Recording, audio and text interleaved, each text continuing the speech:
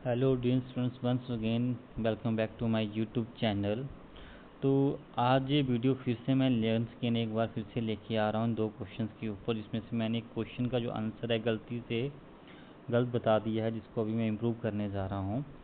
तो मिस्टेक हो गई थी लिखने में, जिसकी वजह से मैं इसको दोबारा से करवा रहा हूँ। तो प्लीज़ इसे नोट डाउन कीजिएगा, और इसमें थोड़ा सा मैं आपको शॉर्टकट फार्मूला भी बना के दूंगा इस क्वेश्चन के ऊपर। जो क्वेश्चन आपको 147 क्वेश्चन आपको यहाँ पे मैं टिक कर रहा हूँ, स्क्रीन के ऊपर आपको दिख रहा है। ठीक है, तो क्वेश्चन में जो इसका आंसर था वो था, जो एक्यूरेट आंसर है इसका वो है -0.59 वोल्ट। और ये क्यों है, ये इसकी भी बात करेंगे, पर मैंने आपको बता दिया था ये जो इसका आंसर नहीं होगा, पॉजिटिव 0.59 वोल्ट नहीं होगा। और ये भी क्यों हुआ, ड्यू टू मिस्टेकन मैंने केमिकल इक्वेशन की जो नरनेस्ट इक्वेशन है उसको मैंने जल्दी में गलत लिख दिया था थोड़ा सा, उसकी वजह से हमारी कैलकुलेशन गलत आ गई थी। और क्या कैलकुलेशन मेरी गलत आई आप इसको फिर देखिए, आपकी रिवीजन हो जाएगी। और आपको यहाँ पे मैं एक शॉर्टकट फार्मूला भी सिखाऊंगा, जिससे आप गलती ना करें फर्दर इस क्वेश्चन के लिए, अगर इस तरह का क्वेश्चन आता है। ठीक है, आप इसका डायरेक्ट आंसर निकाल सकते हो। ठीक है, तो चलते हैं सॉल्व करते हैं इस क्वेश्चन को। तो देखिए, नरनेस्ट इक्वेशन की बात करते हैं। तो फर्स्ट ऑफ ऑल मैं आपको बता दूं कि नरनेस्ट इक्वेशन लिखी कैसे जाती है। तो वो लिखी जाती है ई सेल जो दे रखा है आपको, E naught cell -0.059 divide by n. N क्या है, नंबर ऑफ इलेक्ट्रॉन गेन्ड और लॉस्ट। तो यहाँ पे जो कंसंट्रेशन जो आती है वो आती है प्रोडक्ट्स की। मान लीजिए प्रोडक्ट्स की कंसंट्रेशन, और नीचे बन आएगी आपकी जो रिएक्टेंट्स आपने ले रखे होंगे। ठीक है, उसकी कंसंट्रेशन यहाँ पे आती है, concentration of products divide by concentration of reactants. ठीक है, तो नरनेस्ट इक्वेशन में क्या होता है, लिखते कैसे इक्वेशन को, उसकी केमिकल इक्वेशन कैसे लिखते हैं। यहाँ पे Mn पॉजिटिव होता है और n इलेक्ट्रॉन जो गेन होते हैं, और हमारे पास जो मेटल है वो रिड्यूस हो जाती है सॉलिड मोड में।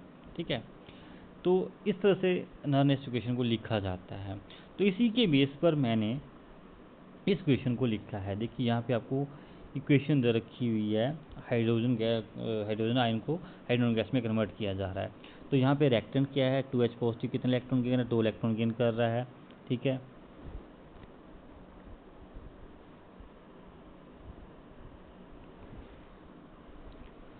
दो इलेक्ट्रॉन यहाँ पे गेन किए जा रहे हैं इसके।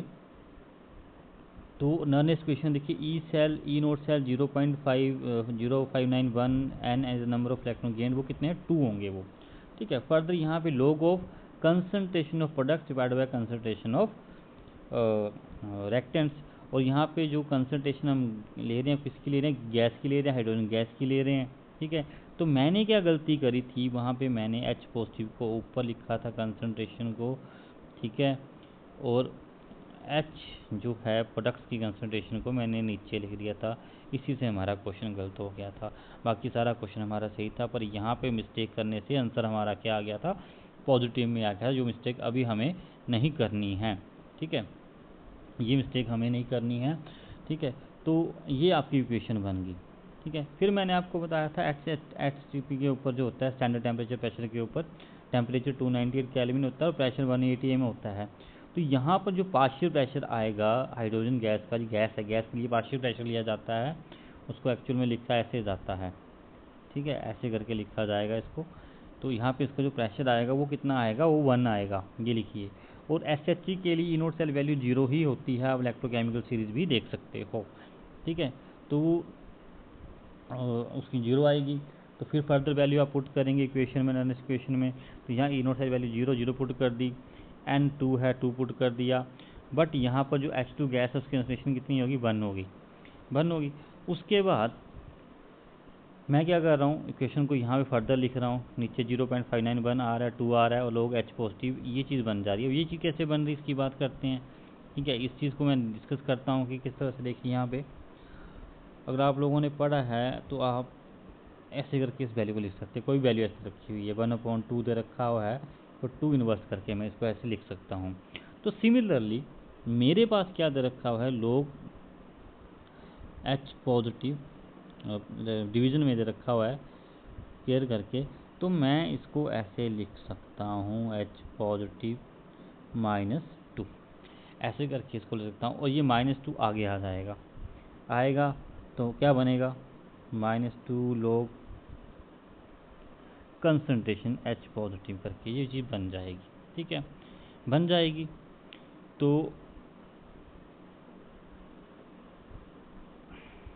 यहाँ पे मैं वैल्यू पुट करूँगा, देखो ये चीज़ मैंने आपको बना दी। पर आपने पढ़ा है जब -2 है वो आगे आ जाता, तभी मैंने बताया जी आगे आ जाएगा।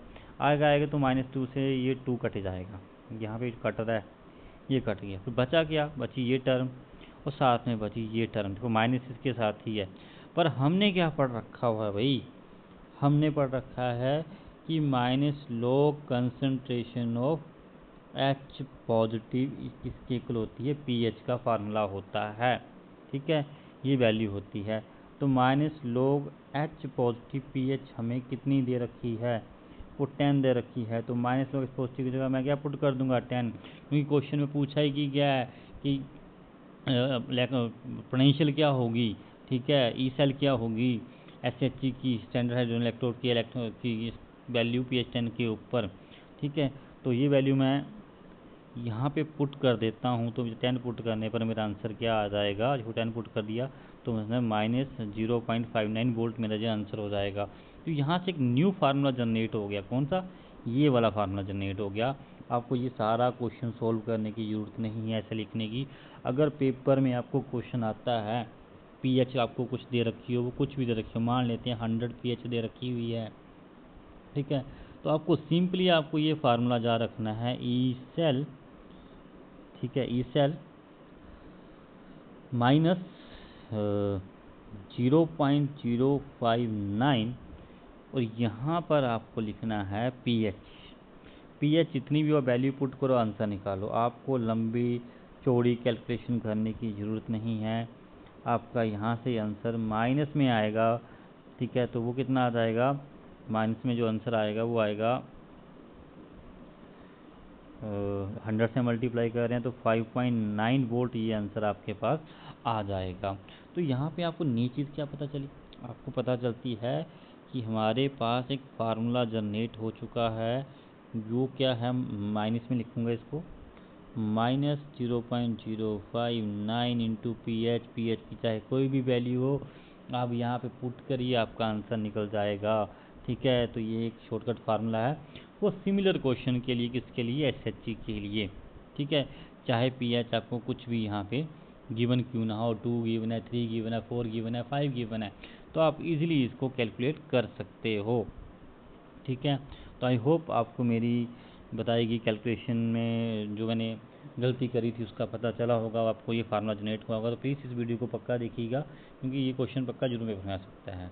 ठीक है, तो चलिए नेक्स्ट क्वेश्चन पे चलते हैं। नेक्स्ट क्वेश्चन क्या था मेरा,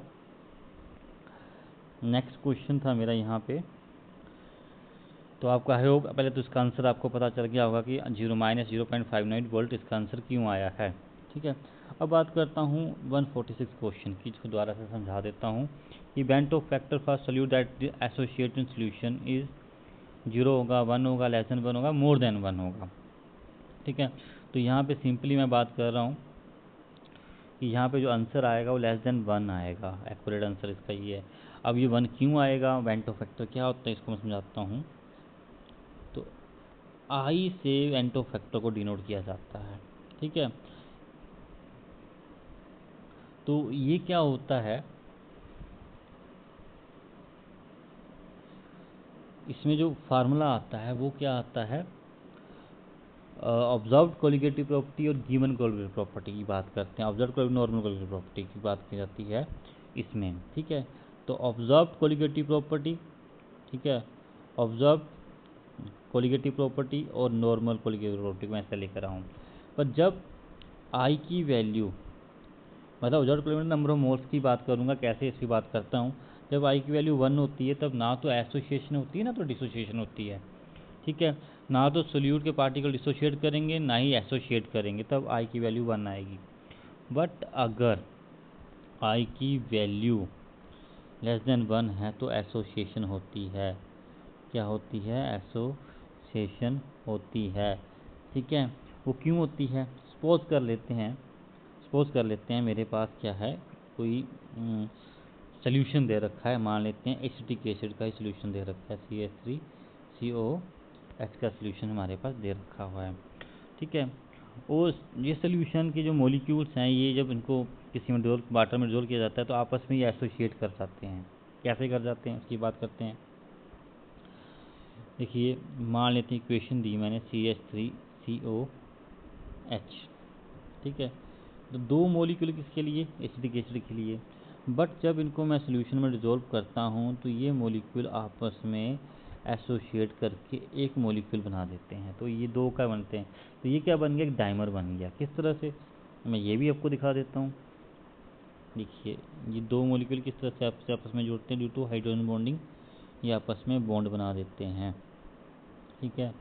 तो यहाँ पे मैं इसका जो बनाने जा रहा हूँ, यहाँ पे डबल बॉन्ड लेता हूँ मैं, यहाँ पे कार्बन CH3 और यहाँ पे इसका OH, यहाँ पे ये डॉटेड लाइन निकाल दिखा रहा हूँ मैं, डॉटेड लाइन यहाँ पे दिखा रहा हूँ मैं आपको। यहाँ पे ये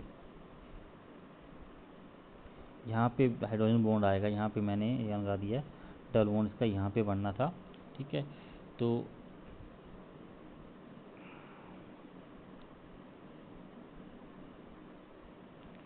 मैं फर्दर इसको बना के दिखा देता हूँ आपको। यहाँ थोड़ा सा गलत बन गया है। यहाँ पे जो इसका बनेगा हाइड्रोजन बॉन्ड बनेगा यहाँ पे ऑक्सीजन के साथ, जहाँ कार्बन होगी CH3 और यहाँ पर OH, यहाँ पे भी हाइड्रोजन बॉन्ड बना होगा डॉटेड। तो ये क्या बन गया, ये डाइमर बन गया, इसको डाइमर बोलते हैं। तो दो मॉलिक्यूल जुड़ के एक मॉलिक्यूल बना दिया भाई, एक मॉलिक्यूल बन गया। तो स्टार्टिंग में आपके पास कितने मॉलिक्यूल थे, स्टार्टिंग में आपके पास दो मॉलिक्यूल थे। बट अब आपको क्या मिल रहा है, अब आपको एक ही मॉलिक्यूल मिल रहा है ना। यहाँ पे एक मॉलिक्यूल है, यहाँ दो है। तो मैंने आई की बात करी, है ना। तो आई की मैंने बोला कि जो गिवन है वो कितने, दो हैं, पर मिल कितने हैं, 1।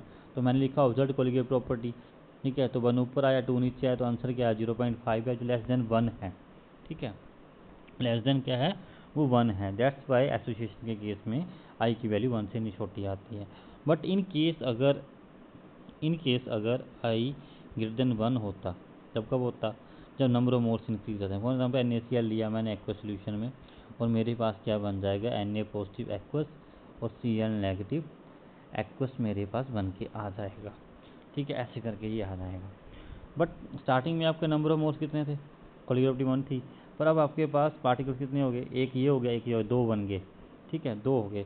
तो इसके लिए आई की वैल्यू हम लिखेंगे, अगर आई की वैल्यू लिखेंगे तो ऑब्जर्व कोलिगेटिव प्रॉपर्टी, तो आपके नंबर ऑफ मोल्स कितने थे, 2, अब कितने 1, तो आई की वैल्यू कितनी आ गई, यहाँ पर 2 आ गई, जो आई की वैल्यू ग्रेटर देन 1 है। दैट्स वाई आई की वैल्यू ग्रेटर देन 1 होती है फॉर डिसोसिएशन के लिए, ठीक है। तो क्वेश्चन में जो आपका आंसर होगा वो क्या होगा, लेस देन 1 होगा, Vento factor that associate in solution. तो आई होप आपको ये कंसेप्ट क्लियर हुआ होगा। तो प्लीज़ इस वीडियो को ज़रूर देखें, और अपनी जो मैंने जिन बच्चों ने ये वीडियो देखी है वो अपनी मिस्टेक को ठीक करें। थैंक यू, धन्यवाद।